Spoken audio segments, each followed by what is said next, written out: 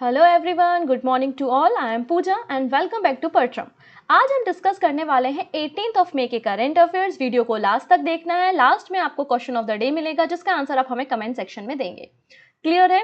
Video को last तक देखेंगे। इसके अलावा हेडलाइंस भी आपको मिल जाएंगी लास्ट में, जिससे आप आसानी से नोट्स प्रिपेयर कर सकते हैं। अगर आज की क्लास का PDF लेना है तो परट्रम का टेलीग्राम ज्वाइन कर लेंगे। क्लियर है इतनी चीज़ें? चलो, लेकिन क्वेश्चन यहाँ पे सेशन स्टार्ट करने से पहले एक छोटा सा क्वेश्चन आपसे पूछ रही हूँ। क्वेश्चन का आंसर आप लोग कीजिएगा। क्वेश्चन ये है कि how many moons does Saturn have. Saturn के पास रिसेंटली कितने नेचुरल सैटेलाइट या चंद्रमा है? जैसे कि पृथ्वी, हमारी अर्थ के पास एक मून है, वैसे ही सैटर्न के पास कितने मून है? फटाफट से कमेंट करके बताइए। तब तक हम आगे का सेशन स्टार्ट करते हैं।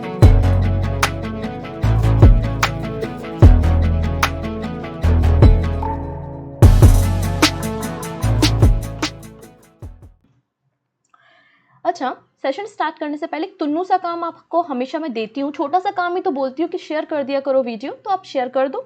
अब यहाँ पे देखिएगा, एक रिसेंटली यहाँ पे एक रिसर्च सामने आई है और एक जो मून रेस चल रही है ना, उस मून रेस में वापस से सैटर्न ऊपर पहुंच गया है। आप सभी को पता है कि पहले जुपिटर आगे चल रहा था, जुपिटर के बाद फिर सैटर्न आगे हुआ और फिर फेब में 12 नए मून डिस्कवर हुए थे और फिर से जुपिटर आगे हो गया था। और अब यहाँ पे रिसेंटली 62 नए मून डिस्कवर किए गए हैं और सैटर्न वापस से इस गेम में आगे हो गया है।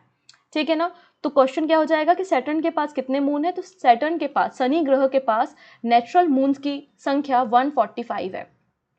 The Saturn overpowered Jupiter in the games of moon with total of 145 moons। तो रिसेंटली नई रिसर्च हुई है और यहाँ रिसर्च में सामने आया है, रिवील किया गया है कि 62 न्यू मून्स डिस्कवर किए गए हैं सैटर्न की ऑर्बिट में। और total number of natural satellite Saturn के पास कितने हो गए हैं? 145। तो जुपिटर के पास क्या है? बृहस्पति ग्रह, जुपिटर के पास टोटल नंबर ऑफ मून कितने हैं? 95 है। ऐसा किसने कंफर्म किया है? इंटरनेशनल एस्ट्रोनॉमिकल यूनियन के द्वारा ये बात कंफर्म की गई है। साथ ही साथ इंटरनेशनल एस्ट्रोनॉमिकल यूनियन का ये भी कहना है कि नेपच्यून और यूरेनस काफ़ी दूर है हमसे, लेकिन हो सकता है कि आने वाले समय में उन पे भी नए हमें मून डिस्कवर हों। यहाँ पे देखो, एक और बात मेंशन की गई है कि नासा का अपकमिंग मिशन है जिसका नाम है ड्रैगन फ्लाई मिशन, और ड्रैगन फ्लाई मिशन को लॉन्च किया जाएगा 2027 में, 2027 में इसको शेड्यूल किया गया है। और इसके पास पोटेंशियल है कि क्लोज ऑब्जर्वेशन कर सकता है, जो सैटर्न का आउटर मोस्ट मून है ना, उस तक ये पहुंच अपनी बना सकता है। ठीक है, इसके अलावा एक थ्योरी भी मेंशन की गई है। The study also mention a new way to find dimmer and the smaller satellite called the shift and stuck. ठीक है, यहाँ पर ये पूरा रिसर्च कहाँ पे किया गया था? हवाई में, हवाई आइलैंड जो है ना, वहाँ पर एक टेलीस्कोप लगाया गया था जो डोरमेंट वॉल्केनो है, मोना किया वॉल्केनो, वहाँ पर है ना, 2019 और 2021 में उसी की डेटा को यूज़ करते हुए ये पूरा रिसर्च किया गया और इस रिसर्च को रिवील किया गया है कि सैटर्न के पास 145 मून है, जुपिटर के पास 95 है। क्लियर? अब यहाँ पर 3 क्वेश्चन ही आपसे एग्जाम में पूछे जाएंगे। पहला क्वेश्चन पूछा जाएगा कि सैटर्न के पास कितने चंद्रमा है, तो बता देना 145 है। बृहस्पति के पास कितने चंद्रमा है, तो बता देना 95 है। और ड्रैगन फ्लाई मिशन किसका है, तो आंसर है नासा का। किसके लिए भेजा जाएगा, तो ये सैटर्न का जो आउटर मोस्ट मून है, स्मॉलर मून, उस तक के ऑब्जर्वेशन करने के लिए इसे भेजा जाएगा। कब भेजा जाएगा? 2027 में इसको शेड्यूल किया गया है। ठीक है, इतनी चीज़ें। चलो आगे अब हम इंपॉर्टेंट डेज के बारे में बात कर लेते हैं। आपको क्या लग रहा था कि आज कोई इंपॉर्टेंट डे नहीं पढ़ना है, सीधे न्यूज़ पे आ जाएंगे? ऐसा बिल्कुल नहीं है। आज हम 2 इंपॉर्टेंट डे सेलिब्रेट कर रहे हैं। पहले उन दोनों डेज को हम देख लेते हैं, फिर बाकी सारी न्यूज़ को हम कवर करेंगे। और एक और खुफिया चीज़ है जो आपका पीछा बिल्कुल नहीं छोड़ रही है, वो है GI टैग। तो आज भी हम यहाँ पे 3 नए GI टैग के बारे में डिस्कस करने वाले हैं। क्लियर है? तो वीडियो को लास्ट तक देखना है। चलो, तो यहाँ पे बात करेंगे आज का इंपॉर्टेंट डे 18 ऑफ मई। ये दिन किसी ना किसी पेपर में छपा हुआ है, क्योंकि हम डेली कई सारे डे सेलिब्रेट करते हैं, लेकिन मैं कभी नहीं कहती कि ये दिन एग्जाम में पूछा जाएगा। लेकिन आज का जो दिन है वो काफ़ी खास है। क्यों है खास, अभी आप खुद ही जान जाओगे। 18 ऑफ मई को हम सेलिब्रेट कर रहे हैं इंटरनेशनल म्यूजियम डे। ठीक है, इंटरनेशनल म्यूजियम डे की शुरुआत 1977 में हुई थी। किसने की थी? आईकॉम। आईकॉम का मतलब क्या है? International council of museum. International council of museum के द्वारा इस दिन की शुरुआत की गई थी और 18 मई को हम इंटरनेशनल म्यूजियम डे मनाते हैं। इस साल ये 47वें नंबर का एडिशन है। एज अ पार्ट ऑफ आज़ादी का Amrit Mahotsav, international museum expo को ऑर्गेनाइज किया जा रहा है गवर्नमेंट ऑफ इंडिया के द्वारा, और 47वें नंबर का इंटरनेशनल म्यूजियम डे हम सेलिब्रेट कर रहे हैं। क्लियर? अब यहाँ पे थीम क्या है? तो थीम है museum sustainability and wellbeing. Museum sustainability and wellbeing international Museum day की थीम है। अभी इंटरनेशनल म्यूजियम एक्सपो के बारे में हम बात कर लेते हैं। तो 18 मई को आज के दिन प्राइम मिनिस्टर मोदी इनॉग्रेट करेंगे इंटरनेशनल म्यूजियम एक्सपो 18 मई को प्रगति मैदान न्यू दिल्ली में। कहाँ पर? नई दिल्ली में इसका आयोजन किया जा रहा है। साथ ही साथ आज क्या क्या कार्यक्रम होंगे? सबसे पहले इस एक्सपो का मैस्कट इशू किया जाएगा। मैस्कट मतलब होता है शुभांकर, ठीक है ना। और वो मैस्कर जो है वो एक डांसिंग गर्ल है, एक डांसिंग आइकन है जो कि इंस्पायर है। किससे इंस्पायर है? यहाँ पे लिखा हुआ है चनापट्टम आर्ट स्टाइल से इंस्पायर है। एक ग्राफिक नोवेल पब्लिश की जाएगी जिसका टाइटल क्या है? A day at the museum. A day at the museum इस ग्राफिक नोवेल का नाम होगा। जो कर्तव्य पथ तैयार किया गया है ना अभी रिसेंटली, उसका एक पॉकेट मैप भी इशू किया जाएगा। पॉकेट मैप ऑफ कर्तव्य पथ एंड द म्यूजियम कार्ड, ठीक है। इतनी चीजें, इतना यहाँ पे सारी चीजें तैयार की जाएंगी। इसके अलावा एक और क्वेश्चन यहाँ पे बन सकता है कि युग युगीन भारत नेशनल म्यूजियम कहाँ पर है या कहाँ पर इसको सेटअप किया जा रहा है? तो Yug Yugeen Bharat National Museum New Delhi में सेटअप किया जाएगा, ठीक है। हमारा इंडिया का बहुत ही रिच कल्चर रहा है, बहुत ही रिच हमारे पास हेरिटेज साइट है, तो इसलिए गवर्नमेंट ऑफ इंडिया ने अनाउंस किया है कि वो बिल्ड करेगी युग युगीन भारत नेशनल म्यूजियम। कहाँ पर? North and south block of the NCR region. और इस म्यूजियम को भी 18 मई को, मतलब आज के दिन, prime minister Modi virtually inaugurate करने वाले हैं। यहाँ पे ये जो युग युगीन भारत नेशनल म्यूजियम है, बेसिकली संस्कृत इसका मीनिंग है, जिसका मतलब है एवर लास्टिंग इंडिया, ठीक है। लगभग 1.17 लाख स्क्वायर मीटर में इस पूरे म्यूजियम को तैयार किया जा रहा है, जिसमें 950 रूम्स हैं, बेसमेंट है, ग्राउंड है और 2 और भी फ्लोर्स है जहाँ पे हमारे डिफरेंट आर्टिफैक्ट्स को रखा जाएगा। हमारे जो इंडियन सिविलियन आर्किटेक्ट्स हैं, हमारी जो हिस्ट्री रही है, लगभग 5000 साल पुरानी तक की हिस्ट्री को यहाँ पे रखा जाएगा, ठीक है। चलिए अगला इंपॉर्टेंट डे हम देख लेते हैं, वर्ल्ड एड्स वैक्सीन डे। अब यहाँ पे कंफ्यूज नहीं होना है। वर्ल्ड एड्स डे हम 1 दिसंबर को मनाते हैं। 1 दिसंबर को हम एड्स डे मनाते हैं, वो एक अलग पिक्चर है। अभी हम केवल बात कर रहे हैं वर्ल्ड एड्स वैक्सीन डे 18 मई को मनाई जाती है। 18 मई को क्यों मना रहे हैं? क्योंकि देखिएगा 1997 में हुआ क्या था। 1997 में मॉर्गन स्टेट यूनिवर्सिटी में प्रेसिडेंट उस समय कौन थे? विल क्लिंटन थे, ठीक है। विल क्लिंटन अपनी स्पीच दे रहे थे और बोल रहे थे कि एड्स के लिए हमें वैक्सीन तैयार करनी चाहिए, तभी हम इस डिसीज़ को, इस वायरस से प्रोटेक्ट कर सकते, एक ही मात्र इलाज इसका ये है। तो उनकी स्पीच देने के 1 साल बाद से, मतलब 1998 से हम 18 मई को हर साल World AIDS Vaccine Day celebrate करते हैं, ठीक है। तो 2 इंपॉर्टेंट डे हम सेलिब्रेट कर रहे हैं, इंटरनेशनल म्यूजियम डे और World AIDS Vaccine Day. AIDS एक बीमारी है जो कि HIV वायरस से होने वाली बीमारी है, क्लियर। चलिए अब बाकी सारी न्यूज़ को हम कवर करते हैं। सबसे पहले इंपॉर्टेंट पर्सन जो न्यूज़ में है, तो यहाँ पे पहले पर्सन है Anil Kumar Jain. Government of India के द्वारा अनिल कुमार जैन को petroleum and natural gas regulatory board का चेयरमैन अपॉइंट किया गया है, ठीक है। Appointment committee of the cabinet, जिसको हेड कर रहे थे खुद प्राइम मिनिस्टर मोदी, उनके द्वारा अनिल कुमार जैन, जो कि रिटायर्ड कोल सेक्रेटरी हैं, उन्हें नया चेयरमैन बनाया गया है petroleum and natural gas regulatory board का। इनका टेन्योर 5 ईयर्स का होगा या 65 ईयर्स का होगा या फर्दर ऑर्डर तक रहेगा, जो भी पहले हो जाए। इसके अलावा अगर मैं petroleum and natural gas regulatory board के बारे में बात करूं, तो इसका फॉर्मेशन एक एक्ट के जरिए 2006 में हुआ था, ठीक। चलिए अब बात करते हैं उत्तर प्रदेश। देखिएगा, अगर आपसे क्वेश्चन पूछ लिया जाए कि maximum number of GI tag present में किस स्टेट के पास है, तो आंसर हो जाएगा तमिलनाडु। और सेकंड नंबर पे अब उत्तर प्रदेश पहुंच गया है कर्नाटका के साथ। So Uttar Pradesh ranked second in the country with 48 GI tag. Uttar Pradesh के पास टोटल कितने GI टैग है? तो 48 GI टैग है। रिसेंटली 3 नए GI टैग मिलने के बाद उत्तर प्रदेश सेकंड नंबर पे पहुंच गया है GI टैग के मामले में, और उत्तर प्रदेश के पास 48 GI टैग है, ठीक है। यूपी के पास कितने GI टैग है? 48, जिनमें से 36 प्रोडक्ट जो है वो हैंडीक्राफ्ट कैटेगरी से हैं। जिनमें से 36 प्रोडक्ट कैसे हैं? जो हैंडीक्राफ्ट कैटेगरी से हैं। Maximum number of GI tag Tamil Nadu के पास है, कितने? 55। Maximum number of GI tag किसके पास है? तमिलनाडु के पास है 55। सेकंड नंबर पे कर्नाटका एंड यूपी है, 48 GI टैग है। और थर्ड नंबर पे है, आप यहाँ देखेंगे, थर्ड नंबर पे है कर्नाटका, 46 GI टैग। 48 यूपी के पास है, 46 कर्नाटक के पास है। अगर मैंने गलती से कुछ बोल दिया हो मिस्टेक, तो आप एडजस्ट कर लेना, ओके है इतनी चीज़ें। चलिए अब 3 जो GI टैग मिले हैं वो हम देख लेते हैं। तो रिसेंटली उत्तर प्रदेश गवर्नमेंट को या उत्तर प्रदेश को जो उनके 3 वन डिस्ट्रिक्ट वन प्रोडक्ट हैं, उनको 3 प्रोडक्ट को यहाँ पे जीआई टैग दिया गया है। कौन कौन से हैं वो 3 प्रोडक्ट? यहाँ पे देखिएगा, पहला जो प्रोडक्ट है वो बड़ा ही कंफ्यूजिंग है। इसका नाम है मेनपुरी तरकाशी। मेनपुरी तरकाशी जो कि एक टेक्निक है, ब्रास, कॉपर और सिल्वर वायर की मदद से वुड पे हम यहाँ पे इस तरीके से तैयार करते हैं इसको, है ना। तो मेनपुरी तरकाशी, महोबा गौरा स्टोन क्राफ्ट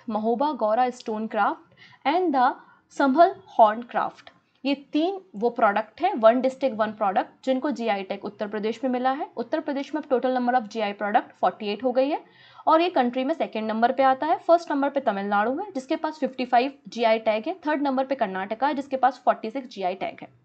ठीक है, Tamil Nadu, Uttar Pradesh, Karnataka 55, 48, 46। Done.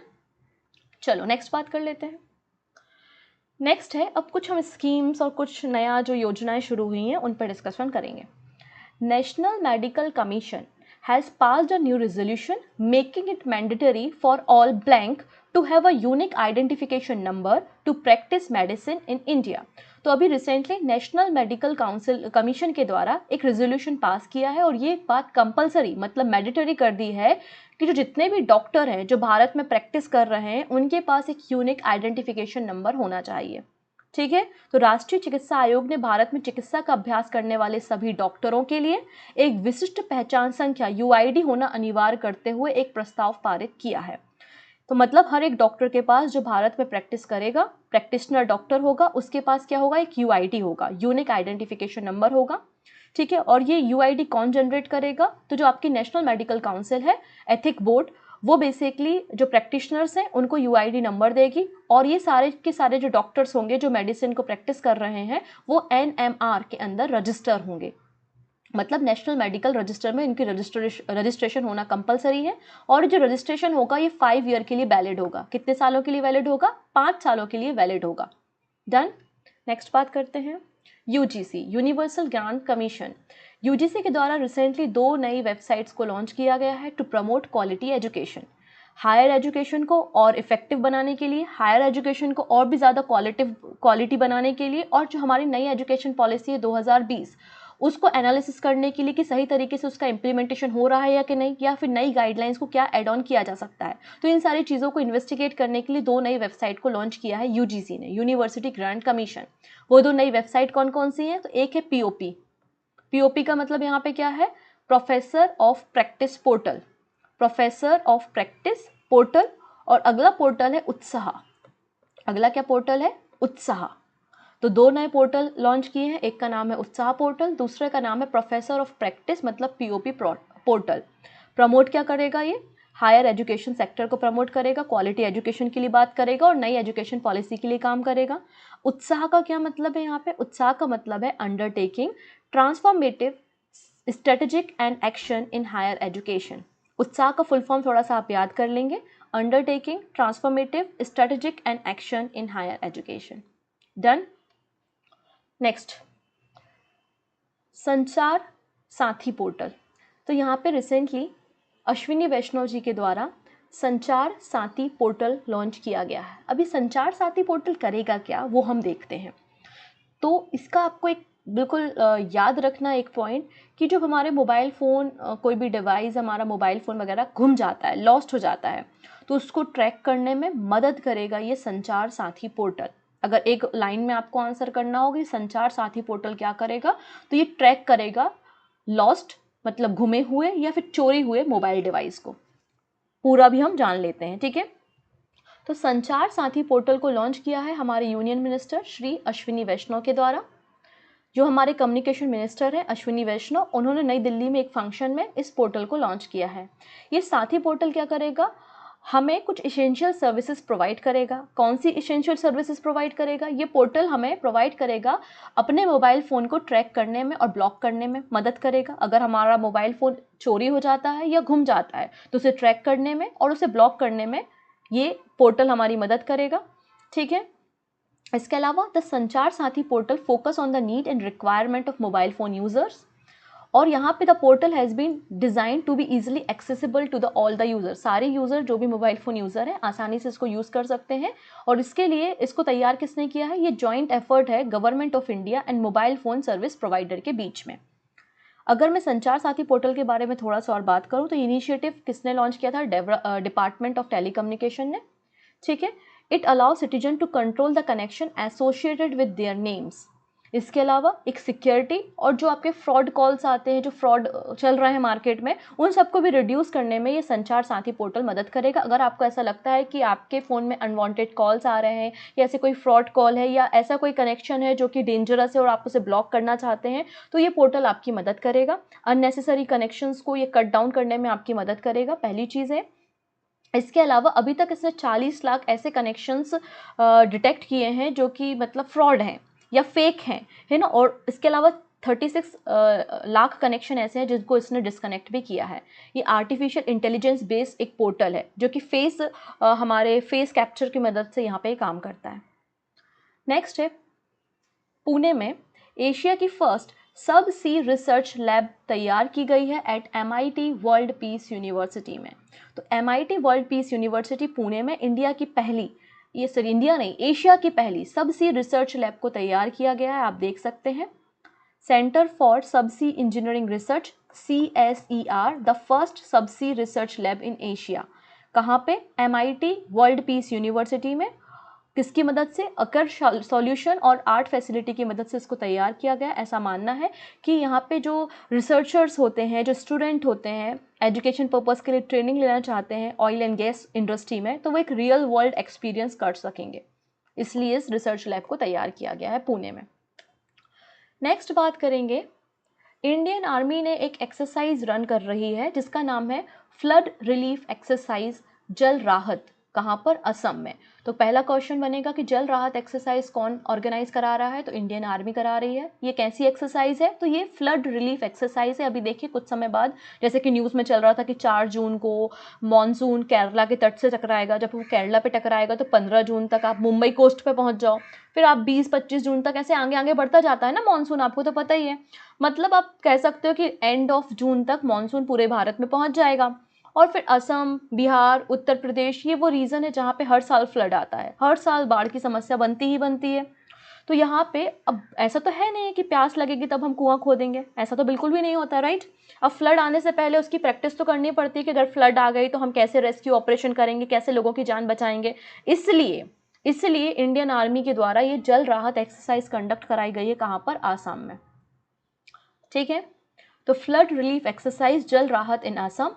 Indian Army Gajraj Corps along with the other disaster management group conduct a joint flood relief drill exercise जिसका नाम है जल राहत। कहाँ पर? मानस रिवर इन आसाम। इसमें किस किसने पार्टिसिपेट किया इंडियन आर्मी के अलावा? जो आपकी नेशनल डिजास्टर रिस्पांस फोर्स मतलब NDRF होती है, आपकी स्टेट की डिजास्टर रिस्पांस फोर्स मतलब SDRF है, district disaster management authority DDMA और पुलिस रिप्रेजेंटेटिव, सभी लोग यहाँ पे शामिल थे। क्लियर?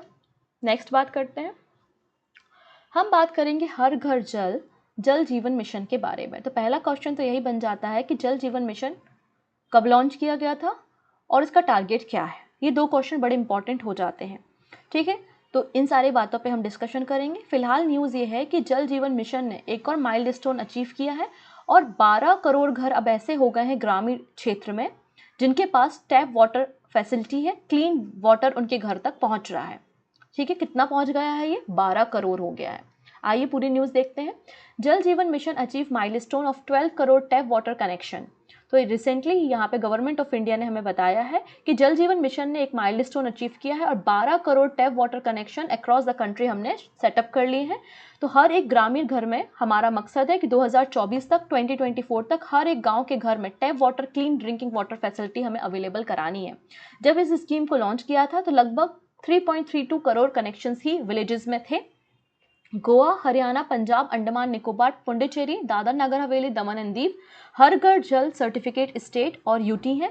और 100% टैप वाटर कवरेज अभी टिल डेट 5 स्टेट है जिसमें गोवा, तेलंगाना, हरियाणा, गुजरात, पंजाब है और 3 यूनियन टेरिटरी है जिसमें दादर नगर हवेली, दमन दीव, पौंडीचेरी एंड अंडमान एंड निकोबार है जिनके पास 100% टैप वाटर कवरेज फैसिलिटी है। अगर हम जल जीवन मिशन के बारे में बात करेंगे तो इसको 15 अगस्त में 15 अगस्त 2019 में लॉन्च किया गया था government of India prime minister Modi के द्वारा। और मकसद आपको क्लियर है कि ग्रामीण एरिया में रूरल हाउस होल्ड में tap water drinking water facility available करानी है 2024 तक। जल शक्ति मंत्रालय के अंदर ये काम करता है, मिनिस्ट्री ऑफ जल शक्ति इसको रन करती है। अगर हम फंडिंग पैटर्न के बारे में बात करते हैं तो बेसिकली ये स्कीम सेंट्रल गवर्नमेंट और स्टेट गवर्नमेंट दोनों के सहयोग से चलती है। फंडिंग पैटर्न कुछ इस प्रकार है, जो फंड शेयरिंग पैटर्न है सेंटर और स्टेट के बीच में वो 90 और 10 का है। 90% सेंट्रल गवर्नमेंट देगी और 10% फंड कौन देगा, स्टेट गवर्नमेंट देगी। लेकिन जो हिमालयन स्टेट है और नॉर्थ ईस्टर्न स्टेट्स हैं उनके लिए 50-50 का रेशियो है, और जो यूनियन टेरिटरी है उसमें 100% कॉन्ट्रीब्यूशन सेंट्रल गवर्नमेंट का रहेगा। Done. Next, which country police has recently launch a traffic campaign stay in your lane to curb road lane violation. तो किस देश की पुलिस ने हाल ही में, अब जब सड़क में या हाईवे वगैरह पे चलते तो पर्टिकुलर लेन में ही आपको गाड़ी चलानी पड़ती है ना, और हमारे देश में तो एक बहुत अच्छा कानून है कि जब हम लेन चेंज करते हैं तो हम इंडिकेटर भी नहीं देते। अदरवाइज बाकी जो अच्छी और कंट्रीज हैं उनमें ये रूल चलते हैं कि अगर आप लेन भी चेंज करो तो आपको इंडिकेटर देना पड़ता है ना। तो यहाँ पे एक्सीडेंट कम हो और जो आपका ट्रैफिक अनकंट्रोल हो जाता है, ट्रैफिक मैनेजमेंट नहीं होता है, तो ऐसे कुछ ट्रैफिक्स को हैंडल करने के लिए यहाँ पर किस पुलिस स्टेशन ने stay in your lane campaign की शुरुआत की है। तो आंसर हो जाएगा यूएई। यूएई का जो शारजहां पुलिस स्टेशन है उसके द्वारा stay in your lane campaign की शुरुआत की गई है, जिसके कारण लोगों को ट्रैफिक कल्चर के बारे में, ट्रैफिक रूल्स के बारे में बताया जा सके और प्रैक्टिस कराई जा सके कि भाई ट्रैफिक रूल कितने ज़रूरी होते हैं। ठीक, नेक्स्ट बात करते हैं आसियान के बारे में। ASEAN tourism forum 2024 will host bye Laos. तो यहाँ पे आप देखिएगा ये चाइना से लगा हुआ, चाइना और म्यांमार से लगा हुआ आपको लाओस दिखाई दे रहा है ना। तो यहाँ पर जो टूरिज्म फोरम 2024 की जो मीटिंग होगी आसियान की वो लाओस में होगी 2024 जनवरी में।